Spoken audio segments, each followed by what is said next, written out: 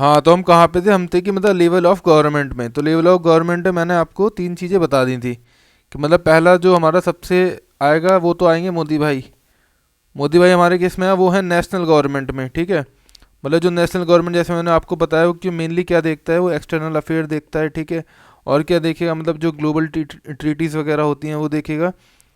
और क्या देखेगा, कॉमर्शियल्स जो भी इशू रहेंगे वो देखेगा। और बाकी जो नेशनल इंपॉर्टेंस के इशू रहते हैं ना, वो सब नेशनल गवर्नमेंट देखती है। और फिर आती है आपकी स्टेट गवर्नमेंट। स्टेट गवर्नमेंट आपकी क्या देखेगी?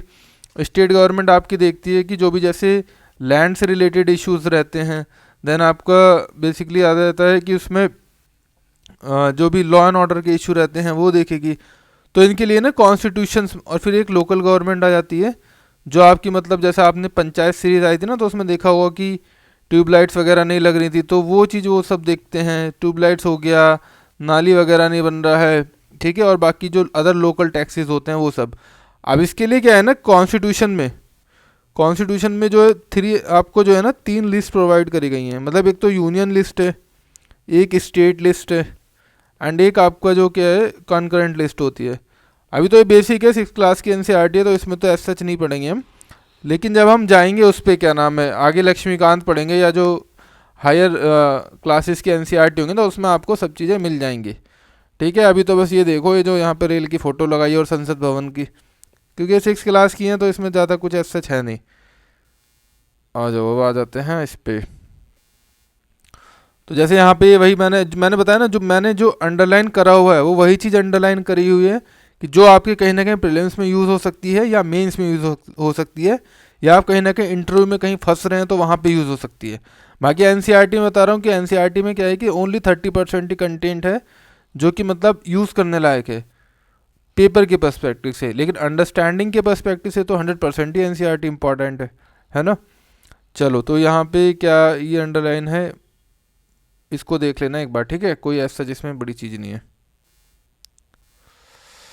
अब ये यहाँ पे जो इंडिया का मैप दिखाया गया है, मतलब इंडिया का मैप में बेसिकली क्या क्या कि कौन कौन से स्टेट्स हैं, है ना। तो वो सब है, कमेंट में बताना मेरे को कि कौन सा स्टेट जो अभी जो है इंडिया में जो है कितने स्टेट्स हैं एंड कितने जो हमारी यूनियन टेरिटरीज हैं, ठीक है। यूनियन टेरिटरीज क्या होती हैं डायरेक्टली, मतलब जो नेशनल गवर्नमेंट होती है उसके एक कॉन्स्टिट्यूशनल प्रोविजंस हैं, तो उनके एडमिनिस्ट्रेशन के थ्रू ही जो है गवर्न होती हैं। इनके लिए अलग से मतलब कोई इलेक्शंस वगैरह, मतलब अगर हम दो को छोड़ दें तो बाकियों में नहीं होते हैं। जैसे दिल्ली हो गया और पांडिचेरी हो गया, इन्हीं में जो एक कॉन्स्टिट्यूशनल आर्टिकल है उसमें प्रोविज़न इस्टेब्लिश करे गए हैं। यहाँ पे लेजिस्लेचर असेंबली है। बाकी में क्या है कि सेंट्रल एडमिनिस्ट्रेटर्स होते हैं, या जो भी हमारे जो गवर्नर्स होते हैं उनको ही एक एडिशनल रिस्पॉन्सिबिलिटी दी जाती है जिससे वो इनको रन कर सकें, ठीक है। तो सही है, मतलब गवर्नमेंट के पास और एक पावर आ जाती है थोड़ा सा। आपने देखा होगा दमन दीव हो गया ये सब। दमन बहुत बढ़िया है घूमने फिरने के हिसाब से, एकदम वहाँ पे मस्त चीज़ें रहती हैं। जाना कभी घूम के आना, या जो घूम के आए हो अपना जो एक्सपीरियंस है वो कमेंट में लिखना, ठीक है। तो ये मतलब डिफरेंट डिफरेंट जो कंट्रीज़ हैं, सॉरी स्टेट्स हैं, उनका यहाँ पे जो है डाटा दिया हुआ है। तो कुछ नहीं है यहाँ पे, ये हमारा नॉर्थर्न स्टेट है। ये देख रहे हो, ये वही चीज़ है जिसके ऊपर बहुत लड़ाई चली थी। मतलब ये एक ऐसी गर्लफ्रेंड है जो हमारी ये वैली है, वैली की, जिस पे जो क्या है ना, चाइना इधर लड़ता रहता है और इंडिया इधर लड़ता रहता है। लेकिन इंडिया की तो क्या है, ये बेटी है तो इंडिया तो पूरा फाइट लड़ेगा ही, ठीक है। चलो, अब आ जाते हैं लॉ एंड गवर्नमेंट। अब देखो गवर्नमेंट क्या करते हैं भाई, अब दो लोग लड़ रहे हैं, अब वो कुछ भी बोले जा रहे हैं तो उसको इन्फोर्स तो करना पड़ेगा ना। और इंडिया का आपने लिटरेसी लेवल देखा ही है, आप भी रोज़ सड़क पे देखते होगे या पान की दुकान पे देखते होगे जाके, मतलब कुछ भी अंटशंट चीज़ों पे लड़ाई हो रही है, बातें हो रही हैं। तो उन सब चीज़ों को करने के लिए क्या है कि हमारे पास कुछ लॉज होने चाहिए, जिससे क्या हो कि एक रैशनैलिटी डेवलप हो। यहाँ पे इंपॉर्टेंट वर्ड है रैशनैलिटी, ठीक है। तो जब आपके पास रैशनैलिटी आ जाएगी तो क्या होगा कि आप एक अच्छा डिसीजन ले पाएंगे। तो लेकिन क्या है कि रैशनैलिटी क्या है कि वैसे लाई जाती है, मतलब एक डिस्कशन से, पर्टिकुलर सेट ऑफ पीपल जो जनरली रहते हैं मतलब इन फील्ड में, मतलब क्या होना चाहिए। लाइक आप कल को आईएएस बनोगे तो आपको इतनी पावर इसीलिए दी जा रही है because you are a rational being. तो आप क्या करोगे, कुछ लॉज बनाओगे, मतलब जो होता है ना डेलीगेटेड लेजिस्लेशंस होता है, रूल्स जो भी बनाता है वो मतलब आईएएस ही बनाते हैं। बाकी ये जो पार्लियामेंट में जाके जो बैठे रहते हैं ना, चैनी खैनी खाते रहते हैं, कुछ भी करते रहते हैं, वो बस तो वहाँ तुम्हारा ही काम को बोल देते हैं और कुछ नहीं करते हैं। ठीक है, तो ये हो गए लॉज हो गए। ठीक है, तो गवर्नमेंट क्या करती है, लॉ बनाती है एंड उसको क्या करती है, इम्प्लीमेंट कर देती है। जैसे इसमें एक लॉ के बारे में जिक्र करा गया है, वो कौन सा जो है, motor vehicle act. Motor vehicle act आपको पता ही होगा कि अब चालान कट जाता है तुरंत। दिल्ली में तो वैसे ही बहुत महंगा हो गया चालान। जिसने भी कटवाया हो जरा बताना एक बार, कटा तो सबका ही एक आधी बार।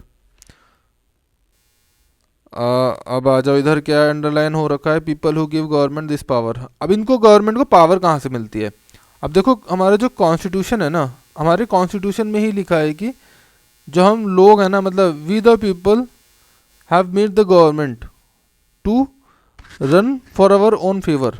मतलब ये क्रक्स है बेसिकली, कॉन्स्टिट्यूशन में थोड़ा अलग तरीके से लिखा हुआ है। मतलब कॉन्स्टिट्यूशन जो गवर्नमेंट को पावर मिल रही है ना, वो लोगों से ही मिल रही है। इस पे यूपी पीसीएस में भी क्वेश्चन आया हुआ है और यूपीएससी में भी एक स्टेटमेंट जो है दिया हुआ था, उस पे क्वेश्चन आया हुआ है। ठीक है, डेमोक्रेटिक गवर्नमेंट में तो इसी तरीके से रन होता है। और है ना डेमोक्रेटिक, अब मैं चलो दो एक डिफरेंस समझा देता हूँ, हालांकि वो यहाँ पे इतना इंपॉर्टेंट है नहीं, लेकिन फिर भी एक डेमोक्रेसी होती है, एक मोनार्की होती है।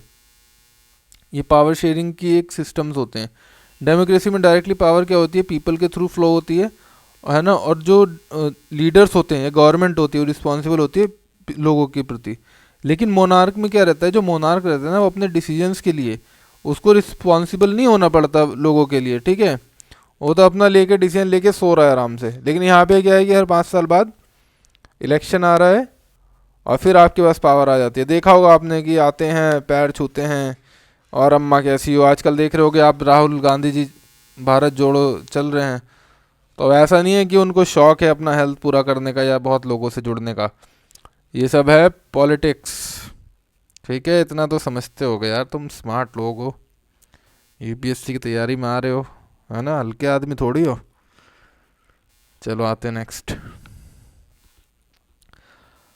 हाँ, अब नेक्स्ट में मतलब इसमें क्वेश्चन है कि अगर मतलब थोड़ा ऑब्जर्वेशन वाली चीज़ें रहती हैं, जैसे एनसीईआरटी है तो उसी तरीके से पढ़ाता है कि मतलब आपको थोड़ा आपका जो बेसिकली ऑब्जर्वेशन है वो बढ़ जाए। सपोज़ आप अगर कहीं पे डिस्कशन हो रहा है किसी चीज़ को लेके, हालांकि पान के गल्ले वाले डिस्कशन पे बात नहीं कर रहा मैं बात कर रहा हूँ कि संसद टीवी पे डिस्कशन हो रहा है, वो सब डिबेट्स हो रही हैं, या आप द हिंदू के आर्टिकल समझ रहे हैं, तो उसमें आपको मतलब वो एक व्यू पॉइंट दे देते हैं, ओपिनियन देते हैं, तो वो आपको पता होना चाहिए कि हाँ कौन सा ओपिनियन जो है सही है किस पर्टिकुलर चीज़ के लिए।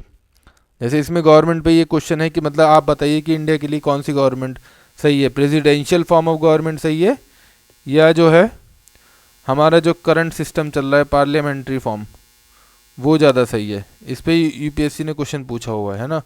बट ये 6 की एनसीईआरटी है तो अभी इसमें ज़्यादा नहीं पढ़ेंगे, जब हम 10th 11th में पढ़ेंगे तो वहाँ पे अच्छे से एलेबरेट करा गया है। ठीक है, अभी देखिए एक मूवमेंट था। अब देखिए यहाँ पे डायरेक्टली प्रीलिम्स का एक क्वेश्चन बन सकता है, यूपीएससी में बन सकता है, और और स्टेट पीएससी में भी बन सकता है, कि जो हमारा सैफ्रागेट मूवमेंट था वो क्या हुआ था कि ये सैफ्रागेट मूवमेंट स्टार्ट हुआ था यूएसए में। ठीक है, ये कहता है कि मतलब जो वुमेन्स को जो राइट्स थे ना, वुमेन्स को राइट्स बहुत बाद में मिले हैं। ठीक है, लेकिन अब इतने ज़्यादा हो गए हैं कि मतलब ये बहुत ज़्यादा हो गया राइट्स वाला सिस्टम, है ना। मतलब हर कोई बोल रहा है कि आदमी भी बोल रहा है हमें भी राइट चाहिए, और वुमेन बोल रहा है उनको भी राइट चाहिए, सबको राइट चाहिए, किसी को काम कुछ नहीं करना। और जबकि एक बहुत फेमस लाइन है कि मतलब rights are inherent in your duties. ठीक है, तो ये राइट और से ड्यूटी भी आता है, लेकिन ड्यूटी किसी को करनी नहीं, सबको राइट्स चाहिए। गवर्नमेंट वालों को 5 बजे ऑफिस से निकल जाना है, और प्राइवेट वाले अलग, उनको पब में जाना है, काम किसी को नहीं करना। ठीक है, तो ये एक मूवमेंट चला था सैफ्रागेट मूवमेंट। ठीक है, तो ये किसके लिए था, बेसिकली वुमेन राइट्स के लिए, यूएसए में चला था। बहुत लेट में यूएसए में भी वुमेन को राइट्स मिला है। ठीक है, उनको 1965 में मिला है और हमारे इंडिया में 1950 में दे दिया था। तो देख रहे हो इंडिया कितना आगे है इन सब चीज़ों में, बहुत ही बढ़िया लिबरल कंट्री है अपनी भाई। कुछ कुछ चीज़ें हैं, सही हो जाएगी, तुम लोग आईएएस बनोगे तो करोगे सही, और क्या। चलो अब आते हैं नेक्स्ट। तो जो अंडरलाइन है ना, इन सब चीज़ों की नोट्स बनाने हैं, बाकी के नहीं बनाने हैं। ठीक है, हाँ अब इसमें एक चीज कॉन्सेप्ट जो बताया गया है वो देख लेते हैं एक बार। कॉन्सेप्ट है इसमें हमारा, एक सेकंड रुको, यूनिवर्सल अडल्ट सफरेज। ठीक है, यह यूनिवर्सल अडल्ट सफरेज, ये कॉन्सेप्ट है। ये बेसिकली इसको क्या बोला जाता है कि मतलब इसको होता है राइट टू वोट, कि जितने भी अडल्ट एक कंट्री में हैं उनको they should have a right to vote. तो उसी चीज़ को बोला जाता है कि डेमोक्रेसी किस तरीके की है। अगर जैसे कहीं कहीं पे मतलब जैसे इंडिया में क्या है कि we have the legal rights for universal adult suffrage, तो हमारे पास क्या है कि हम जितने भी अडल्ट होंगे जो कि एलिजिबल होंगे वोटिंग के लिए, उनको जो है राइट्स है। उसमें हम ये नहीं डिस्क्रिमिनेट करते कि वुमेन को नहीं राइट्स है या मेंस को जो है राइट्स नहीं है। तो ये सब है, पता है। बहुत जगह नहीं है ऐसा। पहले कैसा होता था ब्रिटिशर्स के ज़माने में, आपको पता हो तो, या आप मॉडर्न में पढ़ेंगे कि जो राइट्स थे ना वो उन्हीं के पास थे, मतलब जिनके पास कुछ अच्छी एजुकेशन थी या कुछ अच्छे बेसिकली जिनके पास लैंड था, है ना। लेकिन इंडिया में क्या है कि इंडिया में जब इंडिया इंडिपेंडेंट हुआ तो हमने क्या करा, हमने सबको राइट दिया। भाई अपना कॉन्सेप्ट नहीं है इनइक्वालिटी वाला, हमारा कॉन्सेप्ट है सबको इक्वालिटी प्रोवाइड करनी है बेहतरीन तरीके से। ठीक है, यही एक रीज़न है। जैसे बहुत सारे फेमस जो उस समय डिग्नेटरीज थे, या आप जिनको पॉलिटिकल साइंटिस्ट बोल सकते हैं, उन्होंने बोला भी था कि भाई इंडिया जो है 10 साल से ज़्यादा नहीं टिक पाएगा, लेकिन हम टिके हैं और बढ़ रहे हैं और बहुत तेज़ी से बढ़ रहे हैं। मतलब we are going to become a next super power. ठीक है, तो ये देख लो, ये कुछ ऐसी चीज़ों का ही मतलब अगर यहाँ पे थोड़ा देखें तो इम्पोर्टेंट है कि हमारे पास जो स्टार्टिंग से ही हमको इतने वो सब दिए गई हैं, फ्लेक्सिबिलिटी है हमारे कॉन्स्टिट्यूशन में। अभी देखिए गांधी जी के स्टेटमेंट है, ये ना प्रीलिम्स के पॉइंट ऑफ व्यू से इम्पॉर्टेंट है, मेंस में थोड़ा जीएस पॉइंट के व्यू से इम्पॉर्टेंट है, एंड इंटरव्यू में थोड़ी ज़्यादा इंपॉर्टेंट है। इस लाइन को मैं पढ़ देता हूँ कि जिनका जो एक जर्नल चलता था ना यंग इंडिया का, तो उसमें लिखा था, I can not possibly hear the idea that a man who has got wealth should have the vote, but that man who has got character but no vote.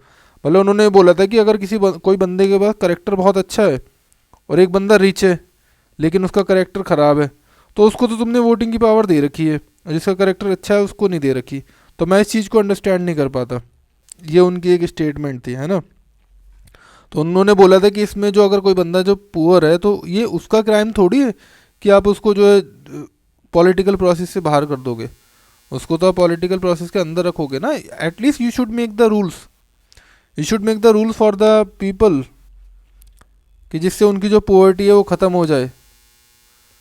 तो being in a poor condition is not a crime, but from government perspective they should make the laws on the provisions. आज की date में जैसे बहुत सारी चीज़ें करी गई हैं, जैसे पीएम आवास योजना है और फिर आपका जन आरोग्य योजना है, तो ये सब चीज़ें चल रही हैं जिससे उनको पॉवर्टी से बाहर लाया जा सके। ठीक है, तो ये पूरा चैप्टर इसी पे बेस्ड है कि गवर्नमेंट क्या क्या करता है, कैसे कैसे करता है ना, और क्या नाम है, कितने कितने लेवल की गवर्नमेंट होती हैं। तो ये था, ये हमने चैप्टर 3 ख़त्म करा है, अब चैप्टर 4 पढ़ेंगे। ठीक है, तो इतने तुम चाय वाय पी के आ जाओ। इसको नहाना वहाना है, वो नहा के भी आ जाओ। देखा है मैंने लोग 10-10 दिन तक नहीं नहा रहे यहाँ पे। ठीक है, थैंक यू।